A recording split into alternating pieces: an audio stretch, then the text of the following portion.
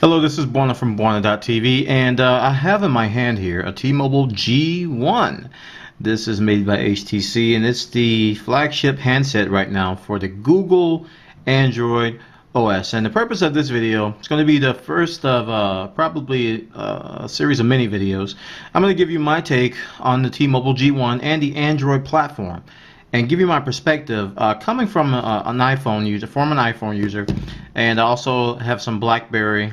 I have a BlackBerry Pearl here, my old Pearl, and a Nokia E61. So those are my recent phones that I've been using. So coming from the perspective of using those, I'm going to talk about the T-Mobile G1 and where it stands and some of the pros and cons. Now, the first thing you may notice is compared to the iPhone, it's a little thicker. And if I hold these side to side, let's bring it up a little closer here. It's a little bit thicker in terms of thickness. And that's pretty much what thickness is in terms of, right? Thickness. And this is including the iPhone case. That's because it has a built-in keyboard. It's got a slide-out keyboard. And it's got this physical keyboard. Now, I'm going to tell you, the very first thing I noticed, like if I go to my iPhone right now and pull up an app, let's pull up a browser, and I pull up, and I got the soft keyboard here. You can see the comparison between the two keyboards in terms of just look and feel. And I can translate this guy landscape if it wants to. Well, I'm not going to want to go. Let's translate it first. And this one hand stuff. Okay. And you can see the difference in the two types of keyboards. Now, the first thing I noticed when I was using this phone, I was like, doobie doobie doo, I'm going along. Let's go to the browser app. I'll tap on that.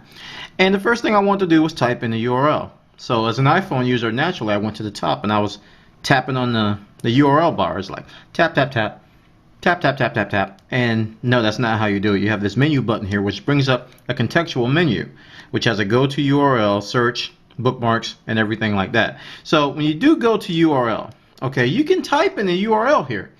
It's possible. You can type right there in the URL, but there's no soft keyboard. So that's the very first thing you'll notice coming from an iPhone to a G1 is that right now in the current OS, not the updated one, the current OS, there is no software keyboard. So you have to flip it open and start typing. Now you notice this little part of the phone right here. It's like the bottom portion with several keys here. You have the phone button, you have a home button, you have this little nub thing that moves the cursor, and you have a back button, and you have a power and hang up button, and obviously the menu button. So the first thing I noticed when trying to type is that I have to see my hand is reaching over this part here, and it's a little bit uncomfortable that way. If this wasn't here, like if the keyboard, if this little whole portion right there wasn't there, I think I'd be better off. But it seems like I'm reaching over it with this thumb, and it's kind of like an unbalanced feel. And it's not sturdy in the hands in terms of weight, so it's a little bit heavier over here than it is over here. So it took some getting used to. All right, it's not something you're just gonna pick up right away, just like the iPhone keyboard was. It's not gonna be something you're just gonna pick up right away and just start typing. Because the iPhone keyboard, I'll tell you, this thing had a learning curve. It took a couple of weeks for me to get it fast, but I'm pretty fast with it now.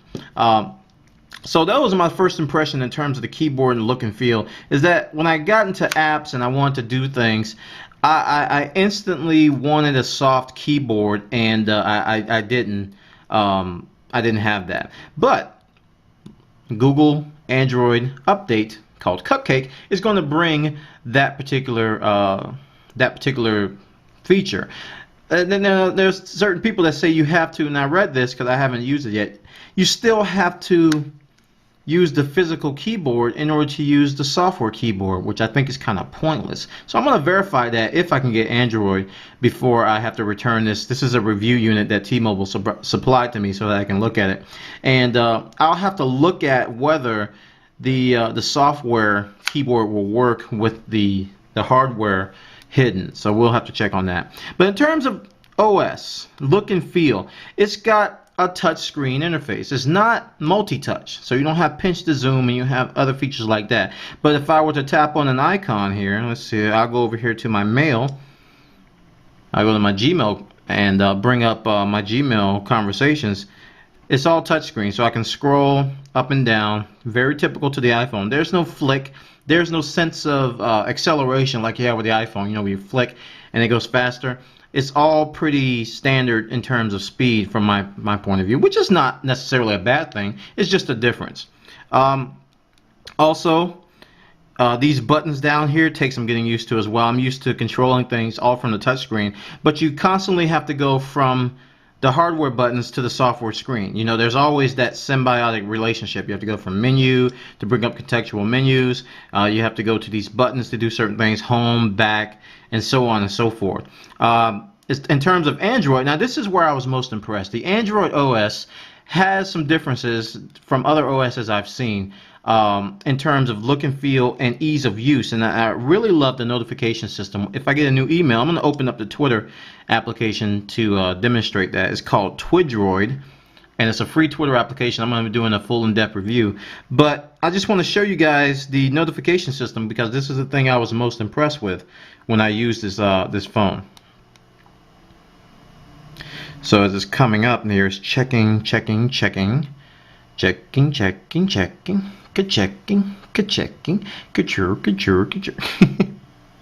And here we go. I think I hit a tweet by accident there. Is Twitter up? I hope Twitter's up. That'd be pretty bad. But I'm going to go to the home screen. I think it is still going to stay loaded if I click. Yeah, okay, it's still loaded. So when it gets new tweets, and hopefully it will in a second.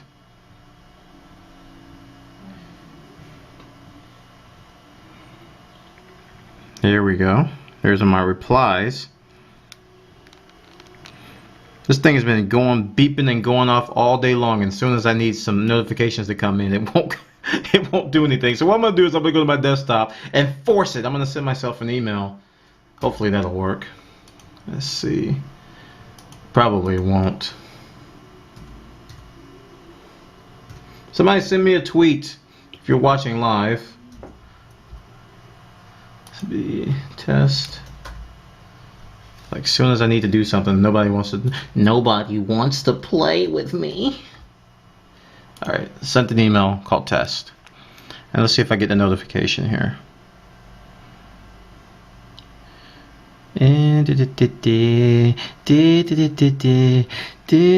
I didn't get the notification. Why didn't I get the notification?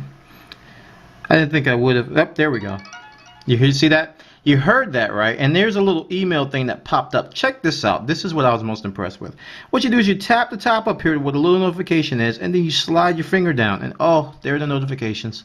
It says new email, 22 unread conversations. This is something I really, really like because, you know, it runs in the background, and there's some tweets that are coming in. Now, Twidroid just told me I have some new replies. Somebody just replied in the chat room. Thank you.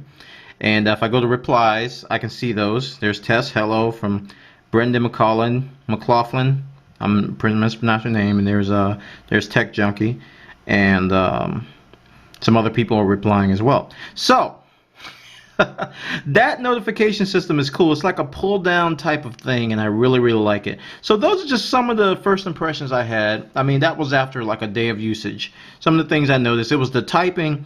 The OS had a very good look and feel. I really liked it, but the moving back and forth between the touch screen and the hardware buttons, I wasn't used to that much. You know, I wasn't used to going back and forth, so that took some time. Reaching over this thing with the keyboard is a little weird, and also the notification system is awesome. I really, really like that. I think this is where Android is really going to shine for a lot of people. So this is the end of the first of the series of the videos. Look for a lot more. I'm going to be talking about applications. I'm going to be talking about Google apps, some other stuff, the marketplace, and things like that. So stay tuned to more on Bwana.tv for these particular topics. All right, everybody, take care and enjoy.